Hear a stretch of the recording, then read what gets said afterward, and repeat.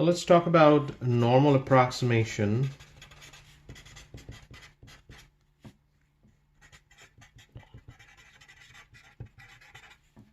to binomial distribution.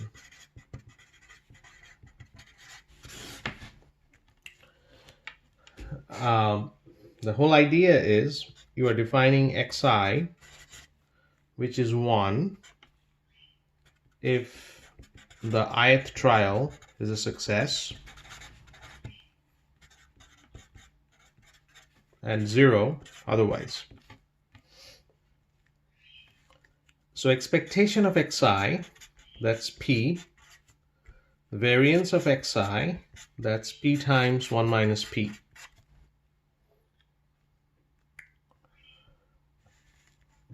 Now we are defining y as a sum of xi's, I equal to 1 to n. If that is the case, then under certain condition, this will follow a normal distribution with n times p and n times p times 1 minus p. That's the mean and the variance.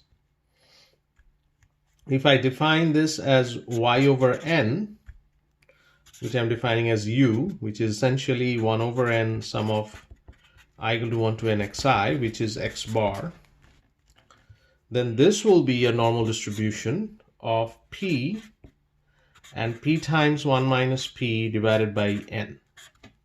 So that's the idea. Those are the two formula that you need to know for these problems. Let's talk about an example.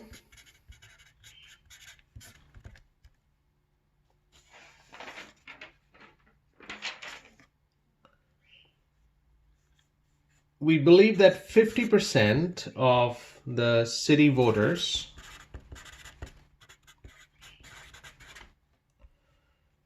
favored the candidate.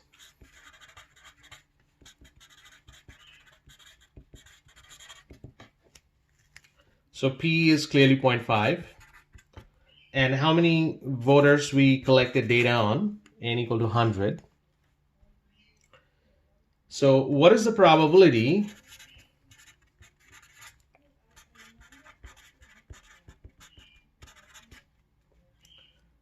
that candidate A will receive 55% of their votes? What is that probability? That's what we need to calculate. Well, to do that,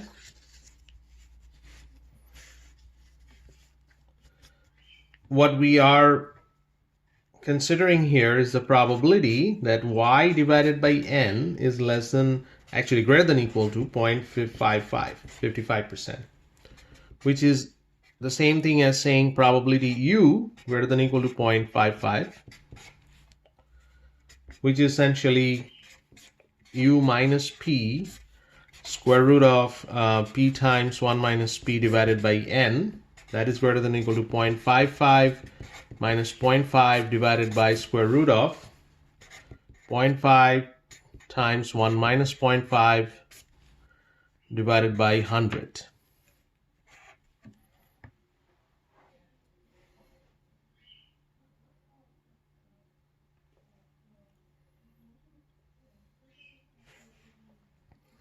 Which is, if I do the calculation, this is z, clearly a normal distribution. This is greater than equal to 1. So the probability is 0.1587. Now, what's the condition? Under which condition I can actually claim that a binomial distribution will go to normal distribution? So this is the condition, and I ask you to prove this. I think in your homework, I asked you to prove this. When n is bigger than 9 times p divided by q and n is bigger than 9 times q divided by p, and both of them are satisfied if I write this 9 times larger of P and Q divided by smaller of P and Q. So this is what you need to show. Now, what we don't have here in this example is a continuity correction, but that we need to do. And what is the reason for doing a continuity correction? So let's talk about an example where we can apply the continuity correction. And we will reason it. So n is 25 and p is 0.4. Now, if it's a binomial, and if we are looking for probability of y less than equal to 8, for example, then you can get this number 0.274. Now, think about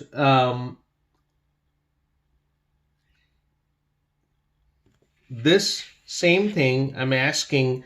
So for binomial distribution, there is a difference between probability y less than equal to 8 and probability y less than 8. So that will be a different number. But no difference for normal. For a continuous distribution, these two are same. These two are same. And there is the problem, because this two cannot be same. This is you are adding up to 8. This is you are adding up to 7. So this is actually probability y less than equal to 7. So how to do that in case of a continuous distribution? There comes the continuity correction here. And how do I do that? So for a normal distribution problem, instead of y less than equal to 8, we are approximating it to y less than equal to 8.5. So you can think about this as a normal distribution like this. And when we are considering including, so this is 8 right here, we are considering including 8, we will move that line to a little bit on the right hand side to 8.5 so that the whole area we can calculate. And the rest of the calculation you already know. So this is now a W. I think I defined W before. What is W? Did I define W? Well, you can keep it Y. This it's not a problem. So probability y minus n times p, square root of n times p times 1 minus p, less than equal to 8.5 minus 10 divided by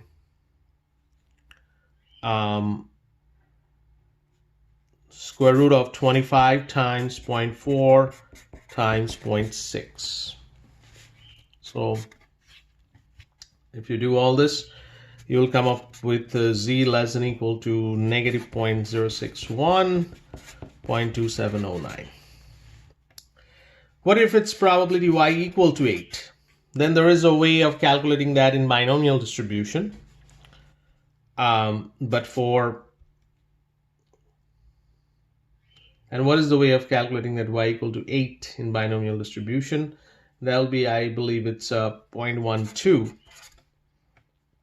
But here, if it's probability 8, so this is for binomial. For normal approximation,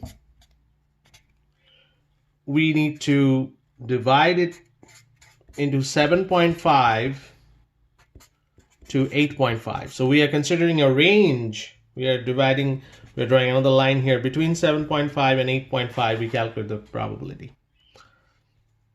And that should be probability of 7.5 minus 10, square root of 6, z, 8.5 minus 10, square root of 6. You do all the calculation here, and you should come up with 0.117. And that's pretty close. Your exact probability is 0.12. Your approximate probability is 0.117, which is pretty close to the value that you are looking for. These are the homework problems, and this is homework 3. So So homework 3, that starts with this set of problems: 7.64, 7.65, 7.66, 7.70 A and B. Only A and B you were doing.